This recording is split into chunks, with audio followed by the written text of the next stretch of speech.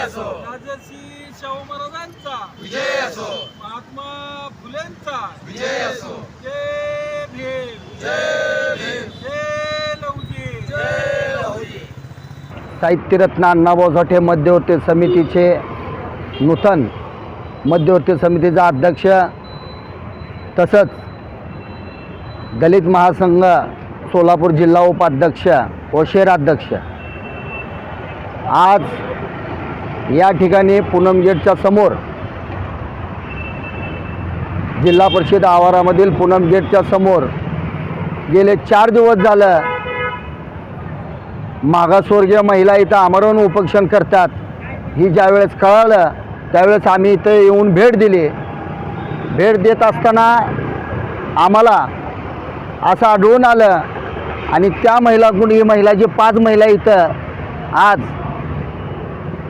पावसाच्या भरामध्ये बिगर अन्न पाण्याचं गेले 4 दिवस झालं पोटामध्ये कुठल्याही प्रकारचं अन्न पाणी नाही अशा परिस्थितीमध्ये या महिला इथं आमरण उपोषण करत असताना युवा भीमसेनेच्या माध्यमातून आमचे मित्र आमचे बंधू महेशजी डोलारे यांच्या नेतृत्वाखाली गेले 3-4 महिन्यापासून त्यांच्या पुनर्वसनासाठी प्रयत्न करत असताना महानगरपालिकेच्या काही भ्रष्ट अधिकाऱ्यांनी एखाद्या बलांड्या कोण गुलाब पहलवान मंगल कार्यालय त्यांचे अशा माणसा कोण काय लाच घेऊन आम्ही ठामपणानं सांगतो की त्यांनी दिलेलं आश्वासन हे पूर्णपणे खोटं आहे आणि महानगरपालिकेने जेवढी त्यांना मंगल कार्यालयाला जेवढी जागा दिली त्याच्या दुप्पट त्यांनी अतिक्रमण केलेलं आहे. ज्या ठिकाणी आज हे मागासवर्गीय लोक तिथं राहत होते, महिला राहत होत्या आपल्या लेकराबाळासहित आपल्या कुटुंबासहित. रविवारच्या दिवशी प्रशासनाला महानगरपालिकेला सुट्ट्या असताना तशा पिरियडमध्ये रविवारच्या दिवशी शासकीय सुट्टीच्या दिवशी या दलित महिलांवर अन्याय अत्याचार केलेला आहे याचा जाब विचारण्यासाठी आज समस्त सोलापूर शहरामधला मातंग समाज पूर्ण दलित समाज एक ठिकाणी येऊन आम्ही आयुक्तांना याच्याबद्दल जाब विचारणार आहोत. जर आमचं मन समाधानकारक ह्या लोकांचं पुनर्वसन जर नाही केलं तर पूर्ण समाज सगळा रस्त्यावर उतरून महानगरपालिकेला आम्ही टाळे लावल्याशिवाय राहणार नाही.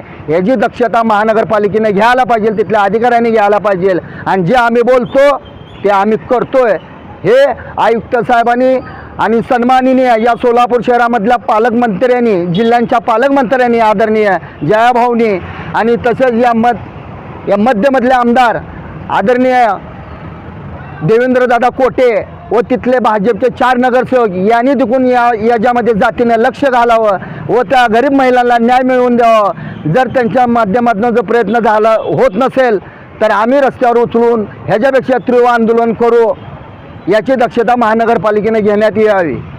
आणि उद्यापासून इथं एक मीटिंग आयोजित केले जाणार आहे. त्यामध्ये समस्त मातंग समाजामधले सर्व प्रमुख लोक इथं उपस्थित असणार आहेत.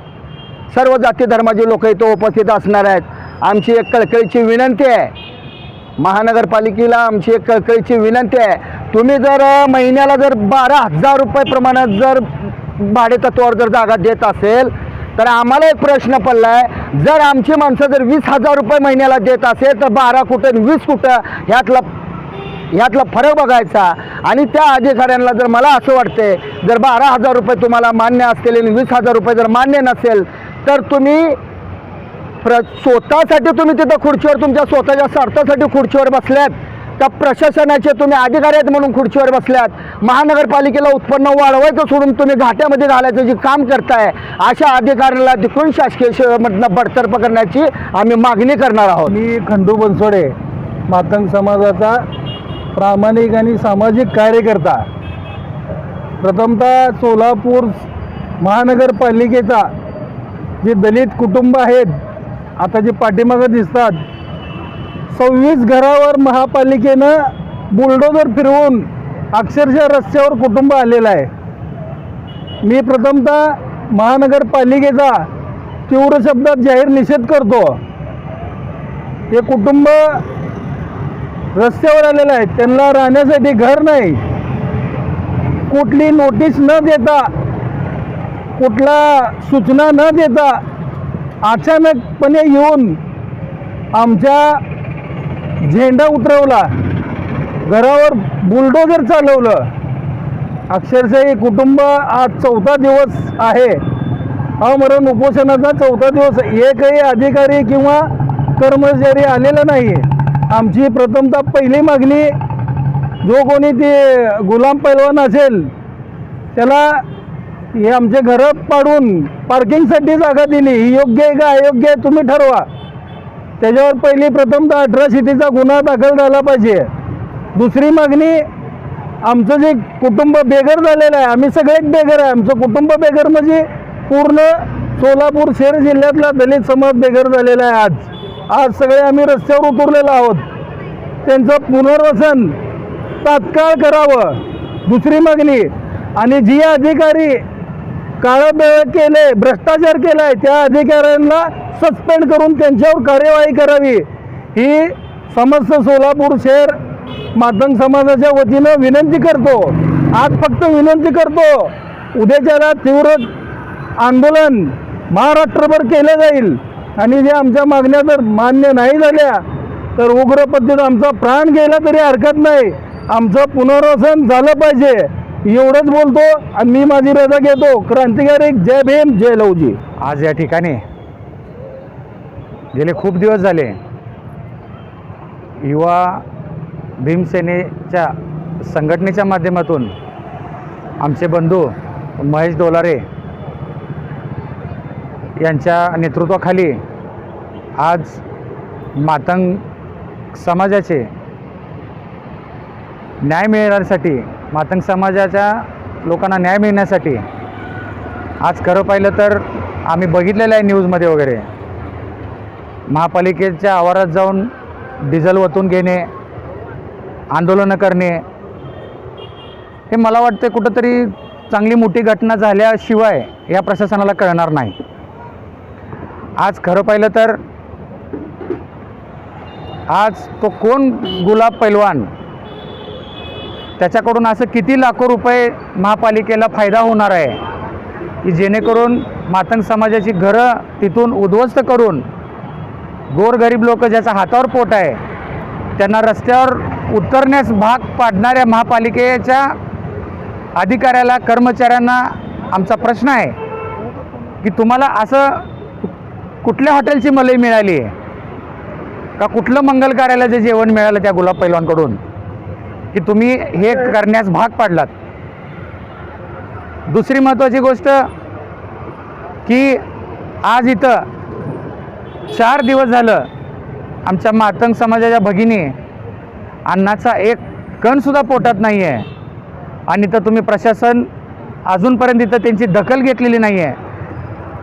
मी आज मातंग समाजाचा युवा सामाजिक कार्यकर्ता, मी समाजाला पण विनंती करतो, उद्या शुक्रवार ठीक 11:30-12 वाजता पूनम गेटपाशी आव्हान करत नाही, परंतु जेव्हा जेव्हा मातंग समाजावर अन्याय होतो त्यावेळेस आम्ही रस्त्यावर कसं उतरतो हे प्रशासनाला माहीत आहे आणि तुम्ही समाजाचा अंत बघू नका हे मी विनंती करतो.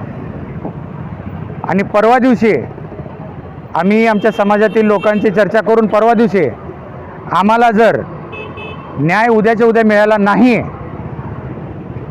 तर साहेब मी विनंती करतो प्रशासनाला, महापालिकेचं गेट बंद केल्याशिवाय आम्ही राहणार नाही. तिथं होणारी काही सुद्धा घटना घडेल याला प्रशासन जबाबदार असेल. आम्ही तिथून महापालिकेच्या गेटपासून आम्ही उठणार नाही जोपर्यंत आम्हाला न्याय मिळणार नाही तोपर्यंत. तुम्ही अंत बघू नका, ही माझी कळकळीची विनंती आहे, शेवटची विनंती आहे समाज म्हणून मी सांगतो. आम्हाला न्याय पाहिजे, आम्हाला न्याय पाहिजे. नसेल तर त्या गुलाब पैलवानला कायमचं त्याला येणाऱ्या पिढी त्याच्या पण पिढीला भाड्यानं द्या, पण आमच्या समाजाला तुम्ही कुठंतरी पुनर्वसन करा, हीच मी शेवटची विनंती करतो. मी इथं थांबतो. 6 महिन्यापासून ज्या विषयाच्या अनुषंगाने आपल्या समाजावर कुठल्या पद्धतीनं अन्याय झाला आणि ते न्याय मागण्यासाठी वारंवार या ठिकाणी इथलं असलं प्रशासन, महानगरपालिका असेल, अतिक्रमण विभाग असेल, यांना वारंवार आम्ही लोटांगणं घालतो आहे. आम्ही सांगतो आहे की आमचे घरं पाडल्यात, आम्हाला न्याय द्या, आम्हाला इथं राहायला जागा नाही. साहेब, तुम्ही अतिक्रमण विभागाकडून कारवाई केली आणि त्या ठिकाणी असणारे आमचे घरं उद्ध्वस्त करून आम्हाला रोडावर आणलं आहे. आम्हाला न्याय द्या. आम्ही या देशात राहतो, ज्या देशामध्ये इथं माणसाचा मूलभूत अधिकार म्हणजे निवारा, अन्न, वस्त्र, निवारा आहे. ज्या राज्यघटनेमध्ये अशी तरतूद आहे. आम्ही भूमिहीन आम्ही माणसं आहे, अनुसूचित जाती जमातीचे माणसं आहे. त्या माणसाचं संरक्षण करणं, त्यांना मूलभूत गरजा पुरवणं हे शासनाचं धोरण आहे आणि शासनाची जबाबदारी आहे. हे जबाबदारी तुम्ही झटकत असाल तर सोलापूर महानगरपालिका हे खरोखर आमच्या अनुसूचित जाती जमातीच्या विरोधात आहे. हे स्पष्टपणे आम्हाला वारंवार सांगावं लागतं आहे, कारण आज त्यांना लाज वाटली पाहिजे. आमच्या महिला या ठिकाणी गेल्या 4 दिवसापासून या ठिकाणी दिवस रात्र इथं आमरण उपोषणाला बसल्यात.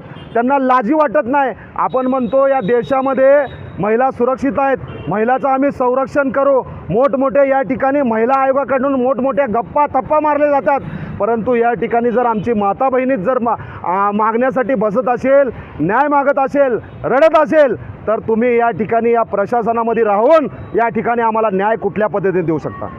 आज 7 महिन्यापासून आम्ही वारंवार सांगतोय की साहेब, खरोखर त्या ठिकाणी आमचे घरं होते, आमचे घरं उद्ध्वस्त केलेत, परंतु या ठिकाणी असणारे हिटलरबाज खवय, मला हिटलरबाजच त्यांना म्हणावं लागेल, कारण त्यांची हिकडी एवढी आहे की या ठिकाणी आमचे एकही असं शब्द ऐकून त्यांनी घेतले नाही. ज्या पद्धतीने आम्ही पाठपुरावा केला आहे, जवळपास 95 पानाचा या ठिकाणी त्यांना मी पाठपुरावा केलेला आहे. 95 पानाचं त्यांना त्या ठिकाणी निवेदन दिलं आहे, तरी देखील ते काही मात्र ऐकायला तयार नाही, कारण त्यांचे हात हे भ्रष्ट झालेले आहेत.